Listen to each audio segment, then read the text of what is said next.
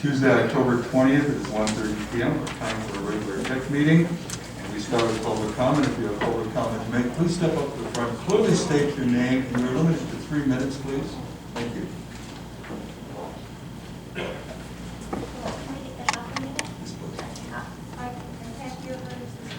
I'll talk a little louder. Or step up, yeah. A little closer. Sorry, kind of like at my eye level. My name is Marsha Woods.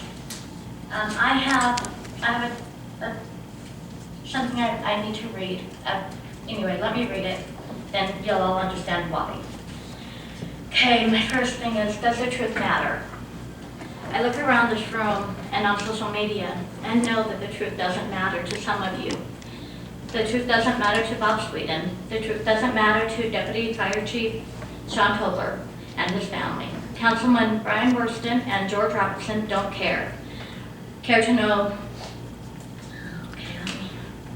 or represent the truth. Sweden's campaign supporters and Bob Elstead will twist everything to make the good look evil and the evil to look good. Their only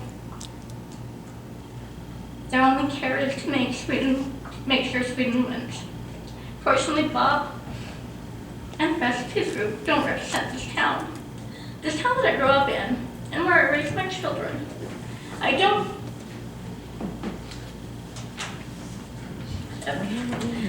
believe in the people. Thank you.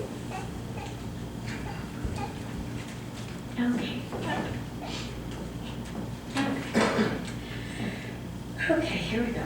Let's try this again. I believe in the people in this town. I believe most people here are good and want to know the truth.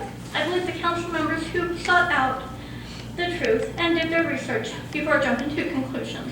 I believe in the Mesquite Police Department. And as a mother, I'm thankful for them for standing up for the truth despite their repercussions. I am devastated that the Toblers and Bob Sweden brought this issue into public and forced my hand to share the truth. They have hurt the city. Brian Worston gave them 11 minutes to lie about my son and lie about the documents that the police investigated. Here are my 11 minutes. Here's the truth. The truth is, my son Brock Smith. My son is not guilty of the things that Tobler said in front of the city council last week. My son is only guilty of being in a relationship with a girl whose parents disapproved. He did not commit a sex crime. He was not prosecuted by Tobler's friend Sweden for a sexual offense. Bob and Kylie both were of age, of consent, and had consensual and legal relationship. Mayor, if I may interject here, the council has a rule. It is fine to go after public officials. It is not okay to go after private officials. That is Council Rule 165. It states any derogatory comments directed specifically at another public commenter or any non-public individuals, including city employees, shall not be permitted. So any statements related to the victim in this case should not be permitted. We do have to follow the rule. So they were able to come up and lie about my son because that was okay, but I can't. Oh, all right, I cannot use names if that's okay. Mr. Sweden, you need to rule on that. Yeah, I would submit, Mayor, she has already used the name, so it's going to be obvious who she's referring to through her statement.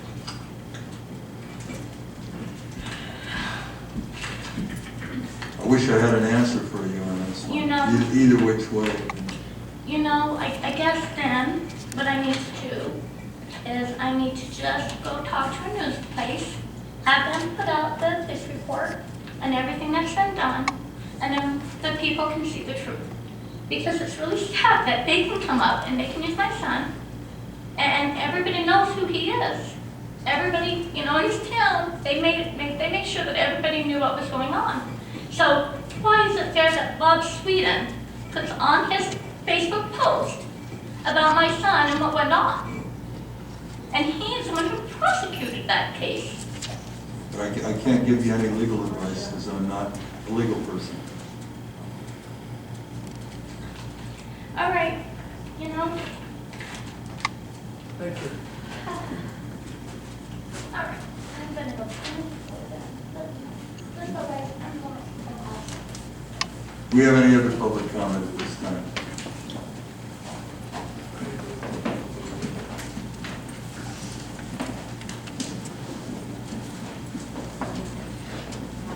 And again, please follow, if it has to do with this, please follow Mr. Sweet's Okay. advice. Thank you.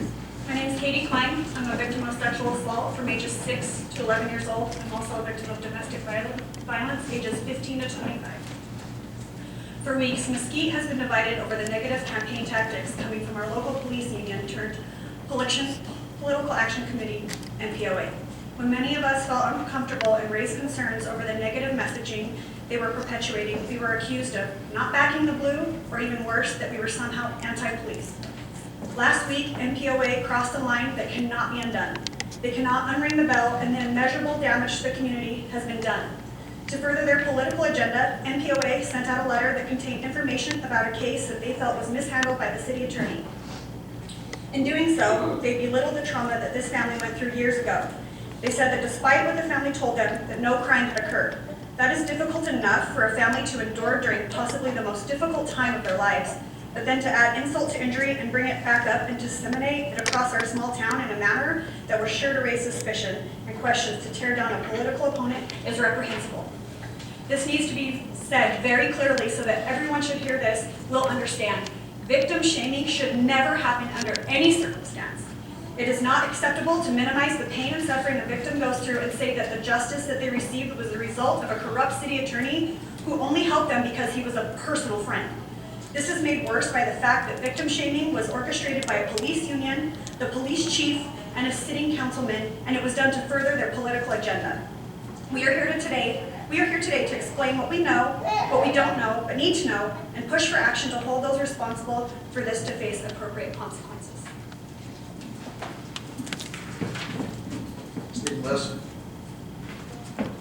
Despite their half-hearted effort to conceal the identity of the victim in this case they referenced, the details that the MPOA provided in their official letter were sufficient to reveal the identity of the victim, as the victim and her family confirmed last week. This was then confirmed at an MPOA event where the defendant's name was actually released. This was in a video that's still up on MPOA's Facebook page. This reveal possibly violated state law that is designed to protect the identity of victims of sexual offenses. MPOA's letter references a case that involved a personal friend to Bob Sweeten, where the friend was upset about their daughter's relationship with a boy, so they spoke to the police. The letter claims that the police did an official investigation and a full police report that was reviewed by multiple police supervisors, only to find that despite what the victim said, they found that no crime had been committed. This is a small town. People talk. Just because MPOA did not publicly state the name of the victim does not mean that they did not disclose enough details for people in the community to know the case in question. It is also not a requirement that MPOA release the actual name of the crime for a crime to have been committed. Although it was at an MPOA event where the name of the defendant was actually confirmed, thereby making sure that the victim knew that it was her case. Video of this, as I said, is still up on MPOA's page for anyone to see. NRS 200.3771 in part states that any information which is contained in intelligence or investigative data, reports of crimes or incidents of criminal activity or other information that reveals the identity of a victim of a sexual offense, including but not limited to the victim's photograph, likeness, name, address, or telephone number, is confidential and requires a court's permission to disclose it. Violation of this statute is a crime and is punishable as criminal contempt.